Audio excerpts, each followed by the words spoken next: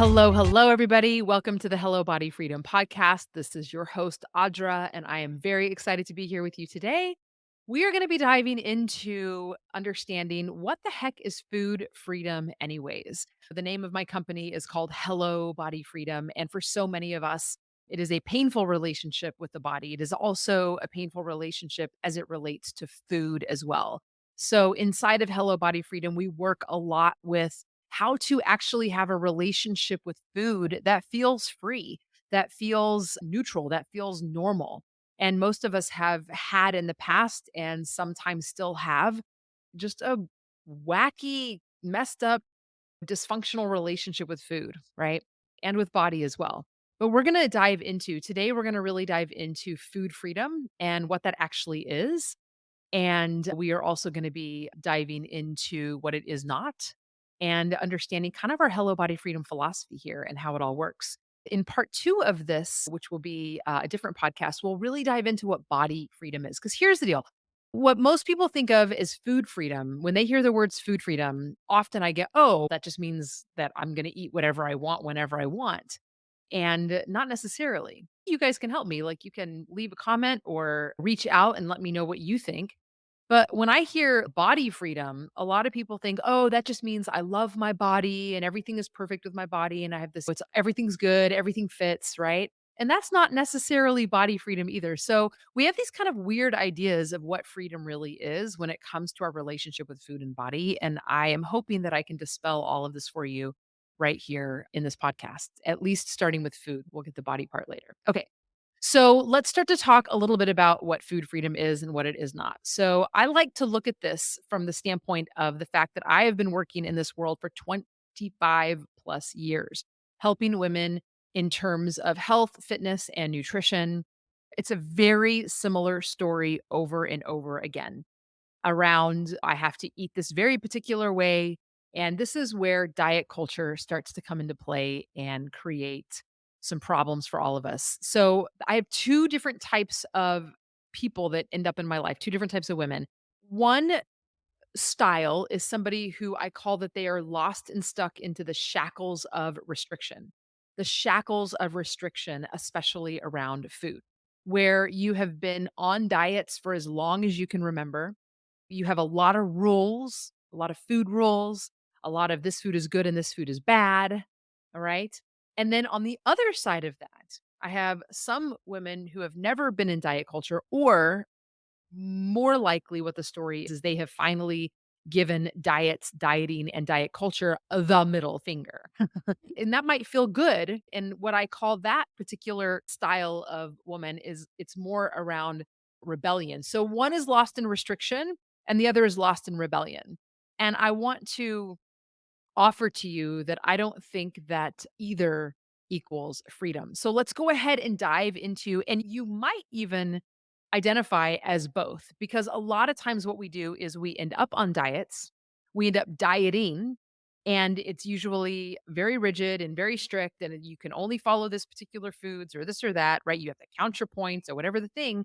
And ultimately, eventually, we're just like, screw this. And then we go in the 180-degree opposite direction of eating whatever we want, whenever we want, very rebellious, very whatever, right? And so let's go ahead and dive into both of those in a way where we can start to have a conversation about it and understand how neither are helpful. They're not helpful. So, right off the bat, let's dive into the type of a woman who's really lost in knowing that the only way I can lose weight or feel good in my body or get healthy or get my diabetes, reverse my diabetes, clean up my leaky gut, I have to restrict. I have to go on these diets. I have to follow this exact food plan, whatever the thing might be. So let's talk about how painful the shackles of restriction are. And let's talk about how it even happens, how we get into this restrictive mode. Okay. First and foremost, it usually happens because our own internal being, we end up going down what I call a shame spiral. This usually happens because like something triggers us into feeling that our bodies are not enough. It's not okay. We're not thin enough. We're not healthy enough, whatever it might be. Okay. And usually this happens because, let's say, you caught a glimpse of yourself in the mirror and it like triggered you. You're like, oh, or you put some clothes on and they didn't fit and you didn't like something happened internally in your body where it was like a shame spiral. This is unacceptable. This isn't okay. Or maybe somebody tagged you on Facebook, right? And you never asked to be tagged on Facebook and whatever that family picture was. And you're looking and you're mortified because you're like, oh my gosh, my belly or my arms or whatever the thing is, right? Something triggered you into not feeling okay, into a sense of something's got to change. And what happens in that moment is we make a strong decision that something has to be done about this. We've got to deal with this. All right. Here enters diet culture. All right. This is where this lovely multi-billion-dollar industry that basically feeds on our insecurities. It feeds on the fact that we are not feeling good in our body and we are on a mission to do something about it. And here's the truth, when you're feeling out of control with food or you're feeling out of control with your health or out of control with your body, when you finally have a plan and you look at the diet, whatever that thing is, it actually feels good at first, right? It feels good at first because there is a sense of control because now you're doing something about it when beforehand you might have felt like you were stuck, that you just kept self-sabotaging. I keep eating cookies every night. I keep eating ice cream every night. And then you end up on a diet plan that goes, guess what? We're not going to eat cookies or ice cream. And you decide because of the way you're feeling, right? You have a lot of motivation in this moment that you decide, damn it, this is going to work. And then you actually are able to stop eating the cookies and the ice cream and it feels good, right? You're starting to feel a little bit better. You're starting to look a little bit better, whatever the thing might be. And that sense of control does feel good. But here's what happens at some point when you decide that dieting is your answer. What ends up happening is we get really stuck. Ultimately, dieting sets you up to binge. The reason it sets you up to binge is because it is restricting in one way or the other. So most diets, quote unquote, work in the short term because they massively restrict calories. All right. And anytime you massively restrict the amount of food that you are eating, it physiologically sets you up for a binge. All right. It's not lack of willpower. It's none of that. It's literally when if you just don't eat enough for a long period of time, your body will figure it out and you will binge and you will think there's something wrong with me. Oh my God, I binge eat. Yeah, because you haven't been eating for the last month. Of course, your body is doing that, right? That's a very normal physiological thing to have happen. The other thing that when you go on that diet plan, what ends up happening is that very often you end up cutting out entire food groups. And so when you are cutting out all the carbs or you're cutting out all the fat or whatever the thing is that you're cutting out, what that does is it leads to psychological restriction. I want you to think about this. Whenever you started your diet on a Monday, what did you do the weekend before? I know what you did the weekend before. You don't even have to answer me. I know because I used to do it all the time. I would go to the grocery store, I would be buying all the food for the diet that I'm gonna go on. I would be like, "Okay," but then you know what? I know I'm gonna start that diet on Monday, so I'm gonna add this in the cart and this in the cart, and I'm eating stuff while I'm shopping, and then I get in the car and I pick out those cookies and I eat them on the way home, and then I'm like, "That's okay because guess what? Monday, I'm gonna start eating clean," right? It's literally the psychological aspect of knowing I'm not allowed to eat these foods creates overeating and binging behaviors. Research shows that just that story I told you, that we end up massively overeating before we go on a diet, you end up consuming more calories overall, which is another one of the reasons why you end up gaining the weight back in the first place. It's crazy. Okay. So cutting out entire food groups leads to overeating. It leads to binging. Okay. And if we can really understand that when you are under eating in a dramatic way, like dieting, it's like you go underwater and you're holding your breath and you've been underwater for a really long time and you can tell, oh my God, man, I need some air. I need some air. I need some air. And then you jump up to the top. And then what do? You, you just take in that air like as fast as you can get it, right? That is a normal physiological response. And guess what? When you have been under eating so dramatically, guess what that does? it creates the normal physiological response of overeating. Okay. And so it's very normal that you would overeat when you are stuck in this world of going on a food plan or a diet. All right. The other thing that's very important to point out here in terms of living in this space of restriction and maybe why it hasn't worked for you so far is that when you are following rigid rules, what it ends up doing, you're following a diet plan, you're following somebody else's expertise and guidance of exactly what to eat, exactly what to do. What this ultimately ends up doing is it creates a disconnection in your own body. Instead of you learning how to trust your own inner instincts of eating, what you end up doing is trusting the expert, trusting the food plan. Oh, if this person just told me to eat this, I guess I'm just going to follow them. And ultimately, this not trusting your own self, your own body, your own connection and inner attunement with your body becomes one of the biggest problems, I think, because then you are not connected to your own body's internal cues. And when you cannot connect to your cues, it just leads to overeating. It leads to undereating. It leads to getting so hungry, you're hangry because you've been ignoring your hunger for 10 minutes or 20 minutes or an hour or a day. You know what I mean? And this disconnection is part of the question, the problem. And I really want to reiterate that like dieting, going and following a food plan, this behavior is very deeply steeped in diet culture. So let's just have a conversation about what diet culture is so we can all be on the same page here. Diet culture is a set of beliefs that value thinness, appearance, and shape above your own health and well being. Okay. Diet culture places an extreme importance on restricting calories, on cutting out whole entire food groups. It labels foods as good or bad, and it ultimately normalizes negative self talk. It makes it normal for you to beat the shit out of yourselves. And that's one of the biggest problems that we have here. Okay.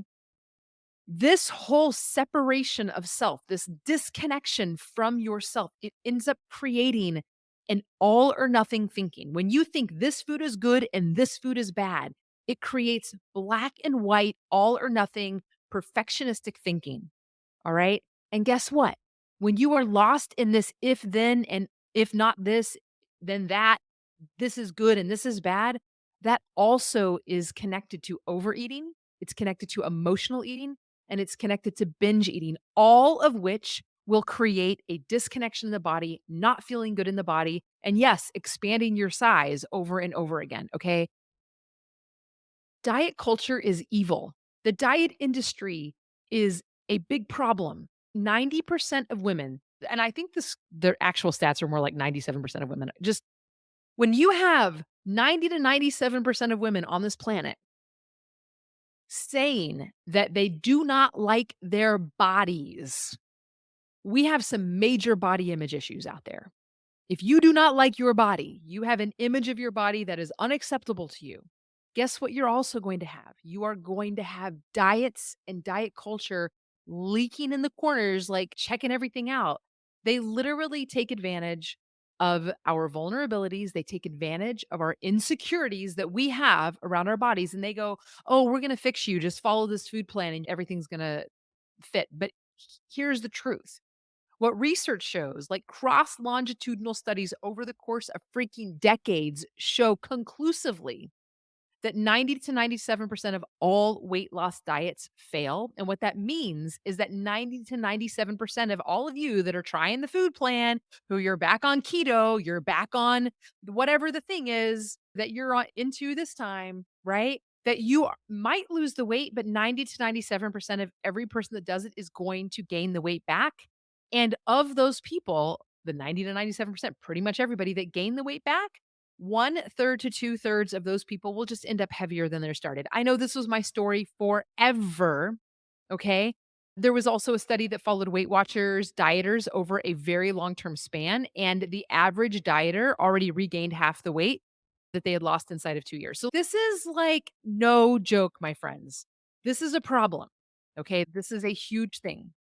Now, a lot of my clients come to me and say that they started dieting when they were teenagers. They come to me to say that their mom put them in Weight Watchers classes or meetings when they were in junior high. And so, what you want to know is that the younger you are when you start dieting, the sooner that you end up in that restrict binge cycle. You're massively restricting because that's what the diet tells you to do, and which automatically leads to overeating.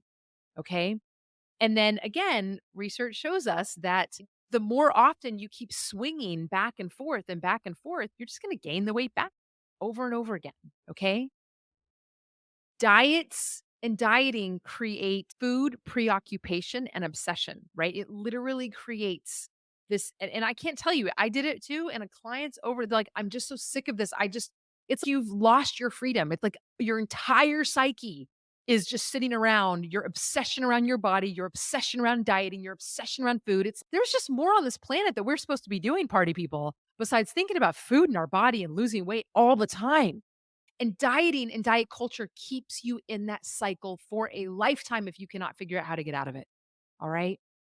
It creates overeating habits, it creates black and white thinking. It literally disrupts your own internal ability to attune to yourself so that way you can pay attention and know and trust your own hunger and your own like enough cues in your bodies. It's satisfied. And quite frankly, it just robs us of skills that we were born with. Y'all, I don't know what to tell you, but when you were born, you did not come out of your mama with a measuring cup attached to you. Oh, we better measure the exact amount of milk that goes in there. It's just not how it happens. Like, it's insane that we think we're supposed to measure all of our things. This is not normal relationship with food. And then we end up down this diet train where we lose the weight and gain the weight back again over and over again. All right. That is the shackles of restriction. And the longer you stay in restriction, what can end up happening is we go, screw this. We flip our middle fingers up in the sky and we go, I am done with this. I can't even take it. And we swing over into this world of rebellion. I don't need this diet anymore. And here's what I want to say about that. Because again, neither of these are freedom. People think, oh, then I'm just going to eat whatever I want when I want. That is freedom. And let me tell you, at first, it feels like freedom.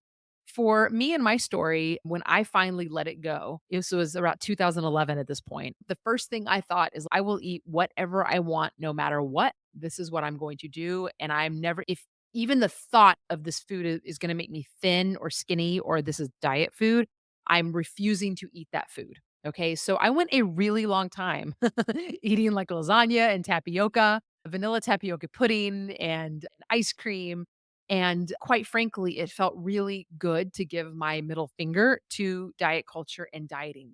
And it does feel like freedom. It does feel like anything. Like when I was a teenager and I left home and I'm like, see you later, man. I'm going to go live my own life. It felt like freedom, right? But truth be told, is that it only feels like freedom for a while. So again, I have another set of clients over here that have been living in this place of rebellion where they eat whatever they want, whenever they want, with however they're feeling. I'm hungry, I eat. I'm not hungry, I eat. I'm bored, I eat. I'm lonely, I eat. I'm anxious, I eat. I'm stressed, I eat. I feel like it, I eat. It tastes good, I eat. It's like there's never a reason to not eat. So I'm just going to keep on eating and keep on eating, right? But over time, this is what I say inside of Hello Body Freedom to our clients all the time. It's literally like you let a 6-year-old be in charge of everything that you have been eating. And I want you to think about that, because if my inner 6-year-old is in charge of everything I'm eating, I'm going to feel a little crappy, right? I'm going to be eating a lot of boxed cookies and cakes and candy and all the things, a lot of sugar, and I will likely not feel good. And what this ends up leading to is it ends up leading to feeling like sugar addicted and like white flour, white sugar, processed food. Like it's a sense of, it's like a cycle. It's a physiological cycle of like you crave it. And so you just keep eating it. It also leads to exhaustion. It leads to feeling brain foggy. It leads to your joints feeling achy. Yes, it can lead to holding on to extra weight and not feeling good. And that's not freedom, party people. I don't know what to tell you. That is not freedom. Okay. So let's talk about what freedom is, because it is not on either side of that, right? I think of this insanity that diet culture has created in terms of restriction, obviously is not freedom. But this other place of just eat whatever and whenever at the whims is also not freedom. It's just not freedom. And quite frankly, I love the body positive movement that we have had. I love the body positive humans out there that are like, F you. I swear I've seen Instagram profiles where there's like donuts in their hands and donuts. And I'm like, go get him, girl. But at some point, and I'm telling you, I did it too. I literally did it too. But there came a point where it's two sides of the same coin, where food freedom is not that. Food freedom is not that. I think and I believe that freedom around food is in between. What it does is it allows for all foods, but that does not mean that we eat whatever the hell we want, whenever we want, at the whims of whatever we freaking feel like, right? That is called emotional eating. And a lot of my clients that I work with have been stuck in emotional eating and they can't get out of it because they don't have the skill set yet. That's why they become my clients. So we can get out of it a lot faster than they would on their own. But ultimately, it doesn't feel good. It feels like a trap. It's yes, we allow for all foods. We don't restrict foods, but we're going to learn a different relationship with food. One of my newer clients that came in, she said this one quote that made her realize, like in a huge way, she's, oh my God, when I'm happy, I eat. When I'm sad, I eat. When I'm stressed, I eat. Right. When I'm angry, I eat. When I'm lonely, I eat. She just kept going on an entire list. And she's, my God, it has nothing to do with hunger. It has absolutely nothing to do with hunger. And that was like a huge wake up call for her because that's not freedom. It's not freedom.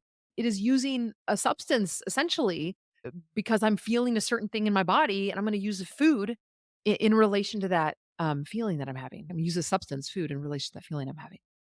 So let's talk about what food freedom is. What we do is we learn how to say yes to food and no to food in just the right balance for what we are going through in our life right now. And I know that sounds a little willy nilly, but the truth of the matter is so many of us have been steeped in diet culture for so long. We're so scared to feel what it's like to learn a new way of being in a relationship with food. This is yes and this is no, right? Because that process requires getting it right sometimes and getting it wrong sometimes, right?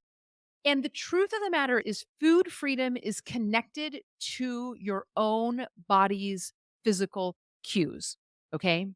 And this is very important to understand because what diet culture has done is it has disconnected us. The more we have followed diet plans, we have learned how to completely ignore our hunger. And then once we get off the diet, we eat so much until we're overfull. So now the only cues that we can really tune into is extreme hunger. Now we're hangry. So we're going to eat everything out of house and home. And then we eat so much that we're so stuffed. But the truth is there are other body cues before we get to hangry and before we get to completely overstuffed. But we just haven't connected to those in so long, right? And so when we learn how to reconnect with our body cues, that is power. That is power. And it takes time. But here's the truth. It's not the same as learning some diet plan. It's not the same as learning how to make this recipe or do this thing. No, you were innately born with body cues. This is just how we are, every single one of us. Even if you're freaking 300 pounds, even if you are struggling with diabetes, even if you are struggling with blood sugar dysregulation, you can reconnect to your body cues and then you can learn a totally different relationship with food. And that is learning how to say yes to food and learning how to say no in just the right balance. When it's appropriate with a yes, when it's appropriate for a no. And my friends, that is freedom. That is true food freedom. Okay. The level of freedom that I experience now, and I will tell you, it's now, I'm recording this in 2023. Yeah. 2023. And it was 2011 that I started this journey. A new client comes into Hello Body Freedom. It's the very, very first thing we start them on because it takes a bit of time.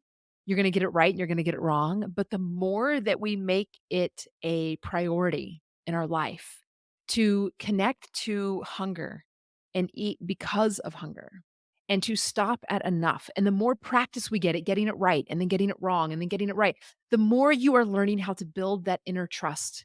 You are learning that it is you that you can trust. It is your own body that you can trust. And so many of us have such distrust over our body. Now, that's when we start to talk about body freedom, what that really means to have body freedom, because it's not about that perfect size, then I'll be free in my body, right? No, body freedom is a whole other skill set that requires mindset, that requires emotional processing and regulation, that requires nervous system regulation, and quite frankly, a lot of courage in a world that has been teaching us that our bodies are unacceptable, that we have learned that to hate our bodies, right? In a world that has taught us that, to finally come into a place where we are free from that, that is body freedom. Now, we will go deeper into that in another episode, but I hope you guys enjoyed this episode. I hope you understand a little bit more about what body freedom is not, understanding that the shackles of restriction is not healthy or happy or a place to be. Please, for the love of all kittens and puppies on the planet, like just stop dieting, please. And, on the other side of that, the pain of rebellion and just eating everything all the time, it can feel good for a while, the same way a diet can feel good for a while, but neither of these are true food freedom. It is in between, and it is one of the first skill sets that we learn inside of Hello Body Freedom. So, with that said, thank you so much for being here. If you have not taken on the challenge, the 5-day Path to Food and Body Freedom Challenge, you are missing out. Make sure to do that. You can see that in the show notes. There'll be links there. And thank you guys so much for tuning in, and I'll see you next time.